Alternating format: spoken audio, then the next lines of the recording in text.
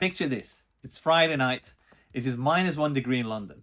I'm standing in the middle of a cemetery in the pitch black. My phone battery is dying, and I'm surrounded by glowing eyes.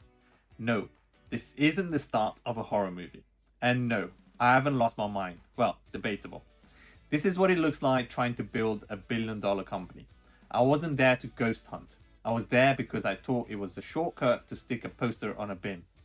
If you want to know how I went from tech CEO to Fox bait in less than 24 hours and why I can no longer feel my legs, keep watching. This is week 37. Welcome back, everyone. If you're new here, I'm Shamit, and we are on a crazy journey to take this startup from absolutely zero to $1 billion valuation in 1,000 days. We document the wins, the losses, the code, and apparently the trespassing. Last week, I told you guys we were prepping for some guerrilla marketing. We don't have $1 million ad budget yet, so we have to be smarter, faster, and cheekier than the big guys. The plan was simple. Genius, actually. We designed missing person style posters, but instead of people, we were roasting the teams and the managers. For the Fulham versus the Sunderland match, we had Fulham manager Marco Silva with the caption, "Missing direction.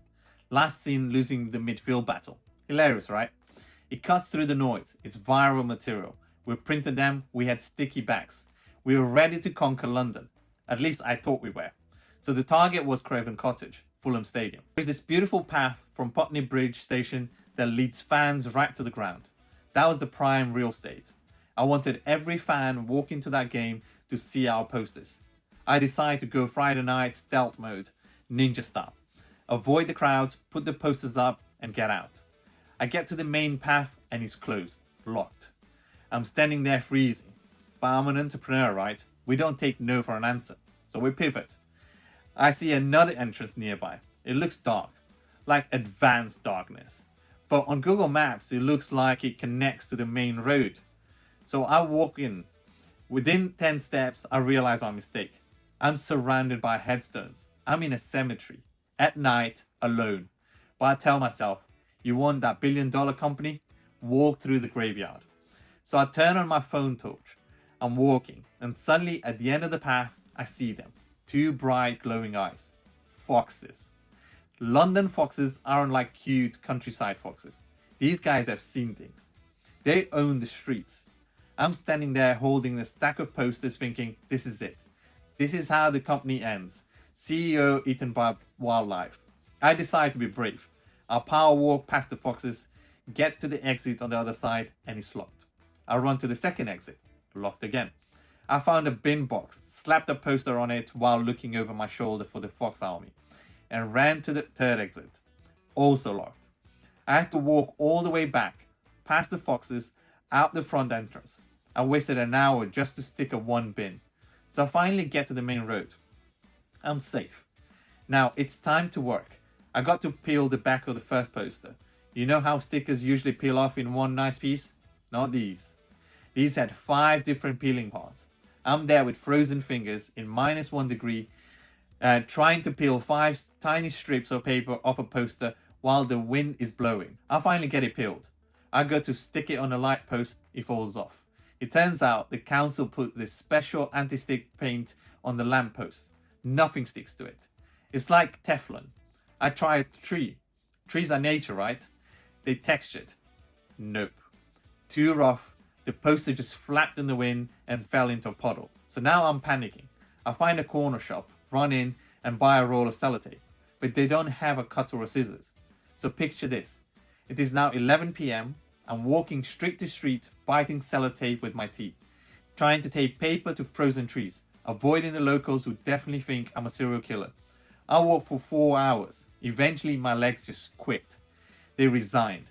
I physically couldn't take another step. I had to call a taxi. I sat in the back, defeated, shivering, wondering if any of those posters would even survive the night. Spoiler alert, it rained the next day. So the answer is probably no. I woke up Saturday morning, my legs were destroyed. My ego was bruised, and we had the Arsenal versus the Tottenham match, the North London derby, coming up. I could have quit. I could have said, guerrilla marketing doesn't work. But here's the lesson for this week. Preparation is everything. I realized I failed on Friday, not because the idea was bad, but because my execution was amateur. So I went to the hardware store. I bought plastic sleeves to waterproof the posters against the British rain, industrial zip ties to defeat the anti-stick paint on the lamppost, and a heavy-duty stapler to show the trees was the boss. My body was screaming at me to not go, but we had already paid for the printing. If I didn't go, that money was wasted. I went out there, and the difference, night and day. I zip-tied posters to every lamppost on the route to the Emirates Stadium. I stapled them to the trees and to the fences. I was a machine really, and I covered every single route the fans take. And the best part, I saw people stopping. I saw them reading, I saw them laughing. I walked another 4 hours. By the end, I was absolutely game over. I couldn't even go back to the game day to check them because I couldn't walk. But I knew I'd done the job. So the $1 million question, did it work? Did we get 1 million downloads? Did we break the internet? Well, short answer is no. We got a few installs. We didn't go viral, and honestly, that hurts. You put in 8 hours of walking in the freezing cold, scary foxes, cemetery, physical pain, and a handful of users. But that's the reality of a startup. Most things don't go viral. Most things don't explode overnight. It's painful, and sometimes the ROI looks terrible on paper. But you have to carry on. You learn, and next time we know exactly how to prep. We know the routes, we know the gear, we iterate. Now, while I was battling the elements, the dev team was crushing it indoors. I'm hyped to announce that our public groups functionality is finally ready. This is a game changer for us.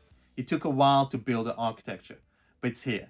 It needs some thorough testing, and we're working on adding media sharing, so you can share photos and videos within the groups. But the core is live. This is going to be the engine that drives our community growth. So, week 37 was a battle. It was cold, it was messy, and it was exhausting. But we are one step closer. We have the tech ready, we have the marketing lessons learned, and my legs will eventually heal. If you want to support a founder who is literally willing to fight wild animals to build this product, please do me a favor. Go to the link in the description and download the app.